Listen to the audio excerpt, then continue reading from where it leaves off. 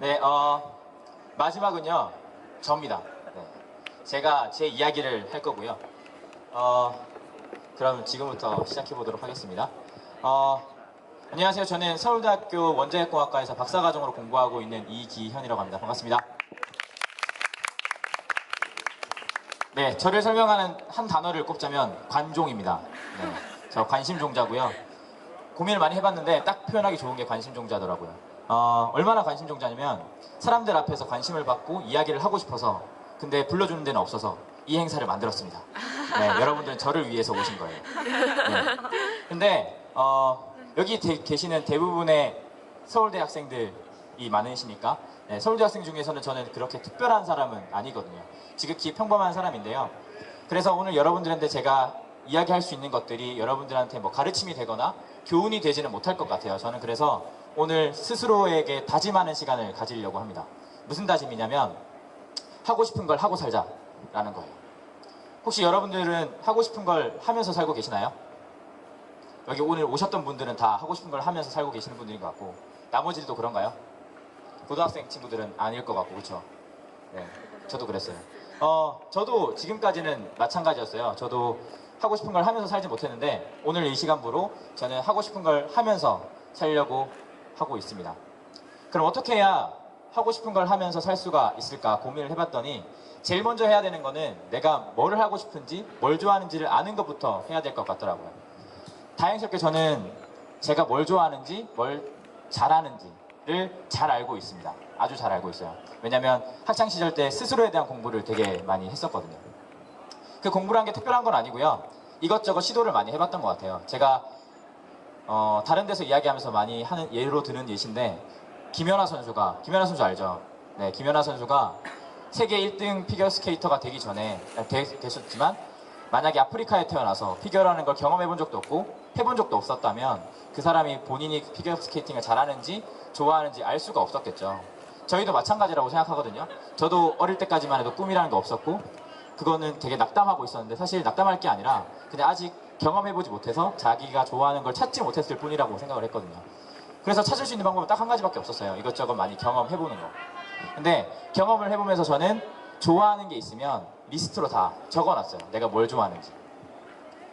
그 리스트에는요 아까 말씀드린 것처럼 고기를 좋아하기 때문에 삼겹살도 들어있었고요, 초콜릿도 들어있었고요, 운동을 좋아해서 축구, 농구, 야구 이런 것도 들어있었는데요. 그 중에 들어있었던 것 중에 한 가지가 이겁니다. 칠판 앞에, 학생들 앞에, 친구들 앞에 나와서 칠판에서 친구들에게 수학 문제를 가르쳐 주기가 제가 좋아하는 것 중에 하나였어요. 저는 고등학교 때 야자 시간 때는요 제 공부를 한 기억이 별로 없어요. 야자 시간 때 제 옆자리는 항상 비어 있었거든요. 친구들이, 저는 이제 또 고등학교 때 공부를 잘해서 서울대학교 왔으니까 친구들이 이제 공부하다가 수학 문제를 모르면 저한테 비어있는 옆자리를 와서 물어봐요. 저는 항상 가르쳐 주거든요. 저는 그게 좋았던 게 이 친구들이 가지고 오는 문제들은 엄선된 문제였어요. 네. 어렵고 까다로우니까 가지고 오겠죠. 그래서 그것들만 저는 가르쳐 주면서 공부를 하면 특별히 다른 공부를 안 해도 됐었던 것 같아요. 수학 같은 경우는. 그래서 그런 걸 하면서 좋았는데 공부를 해보면 알겠지만 이 친구가 모르는 건요 저 친구도 모르고요, 저 친구가 모르는 건 이 친구도 몰라요. 그래서 자꾸 똑같은 걸 물어보니까 야 너는 앉아봐 하고 칠판 앞에 나가서 설명을 하기 시작합니다. 내가 설명해 줄 테니까 잘 들어 이러면서 설명을 했죠. 근데 그걸 하고 나서 보니까 너무 재밌는 거예요. 친구들 앞에 나와서 수학 문제를 가르쳐 주는 게요. 그래서 저는 그때까지만 해도 그 내용을 좋아하는 걸 리스트에 작성을 하고 난 다음에 저는 가르치는 걸 좋아하는 사람이구나 라고 생각을 했었어요. 그래서 고등학교 때는 저는 이제 사범대를 가야지 하고 공부를 했었죠. 근데 이제 안타깝게도 저는 사범대에 진학하지를 못했어요. 저는 제가 있었던 고등학교가요 대구에서 공부를 좀 못하는 고등학교였거든요. 그래서 선배들 중에서 서울대학교를 한 명 갈까 말까 하는 그런 고등학교였어요. 그래서 저는 고등학교 졸업할 때까지만 해도 제가 서울대학교랑 상관이 있을 거라는 생각을 전혀 못했어요.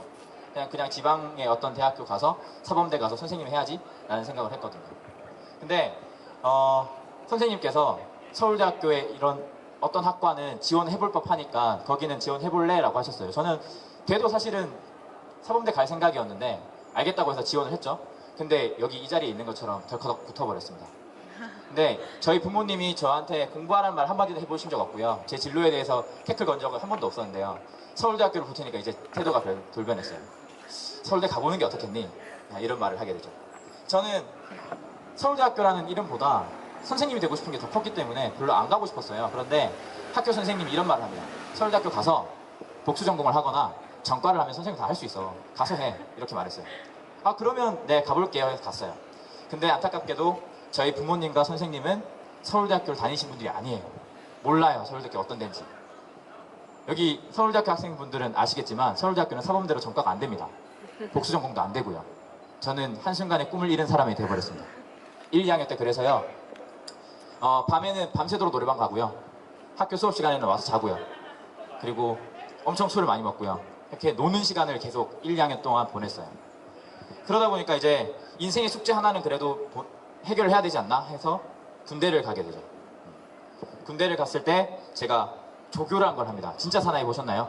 네, 거기 무서운 조교들 있죠. 제가 그걸 했습니다.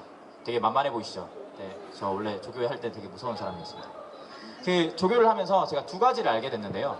먼저 첫 번째로는 가르치는 거 진짜 재밌구나. 그러니까 그 훈련병들 앞에 놔두고 똑같은 내용을 저도 이제 선생님처럼 가르치는 거였으니까 가르치는 거 난 진짜 좋아하는구나. 이걸 한 게 알게 됐고요.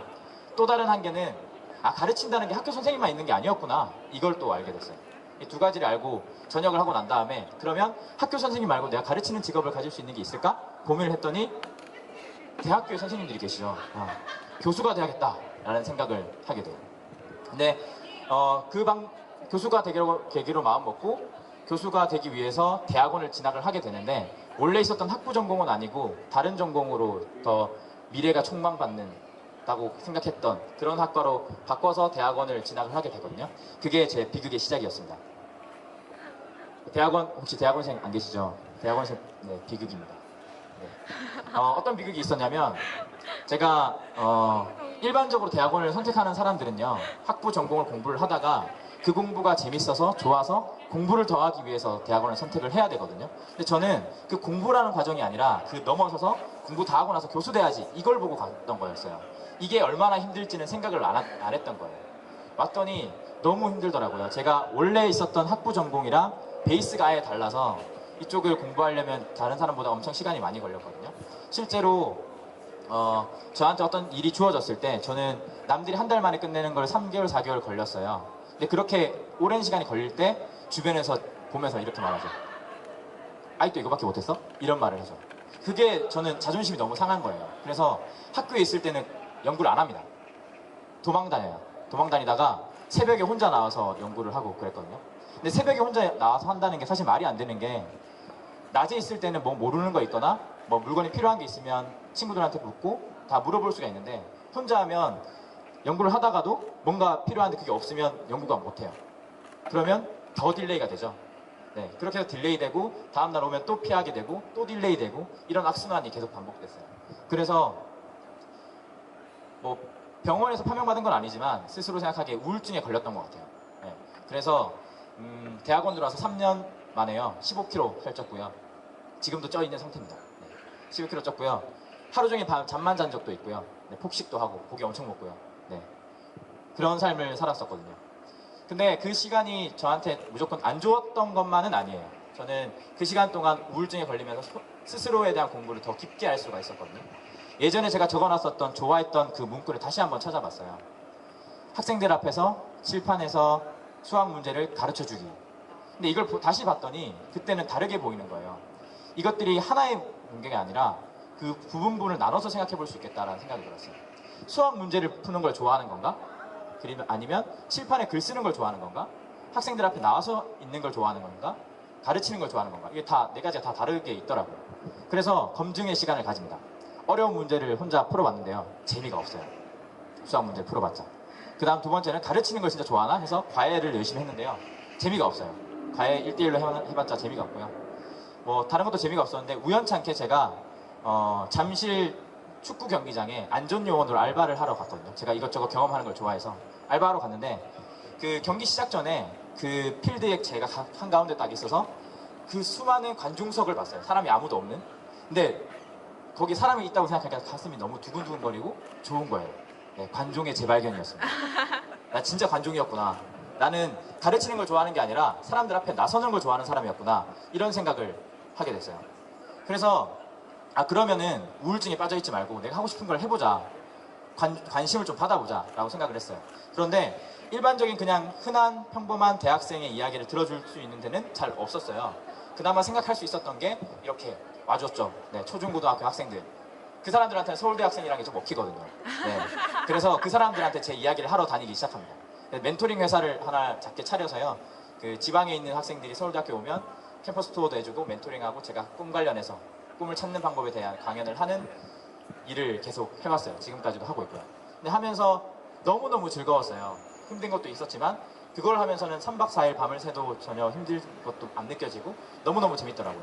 그래서 그때 스스로 생각한 게 아 진짜 사람은 하고 싶은 걸 하면서 살아야지 되는구나 이런 생각을 했어요. 그 덕분에 기존에 있었던 우울증도 해결이 되고요. 이게 하면서 재밌으니까 연구도 덩달아 잘 되더라고요. 그래서 저는 이렇게 괜찮아졌습니다. 네, 우울증이 더 이상 안 있고요. 네, 그렇게 해서 괜찮아졌는데 이거를 이제 중고등학교 학생들뿐만 아니라 좀 더 많은 사람들한테 이야기를 해주고 싶다는 생각을 했어요. 그래서 오늘 이 강연 행사를 만든 팀X라는 팀을 만들게 됩니다. 저희 이 팀X 티셔츠거든요.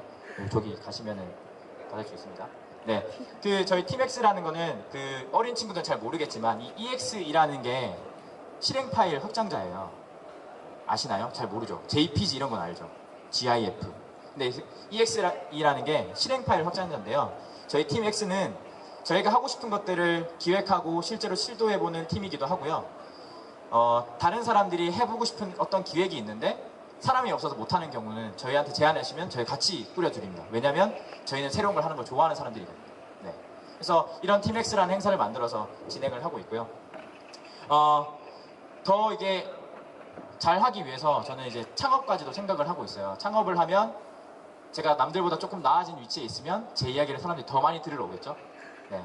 그렇기 위해서 이제 창업이란 걸 하게 되는데요. 하려고 이제 시도를 했는데요.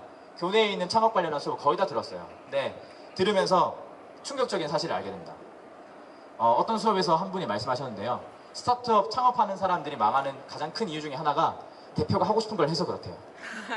대표가 하고 싶은 걸 하면 안 되고요. 고객이 원하는 걸 해야 되고요. 시장이 원하는 걸 해야 된대요. 저는 제가 하고 싶은 걸 하고 싶어서 창업을 하려고 했는데 그러면 안 된대요. 그게 너무 청천벽력 같은 소리였어요.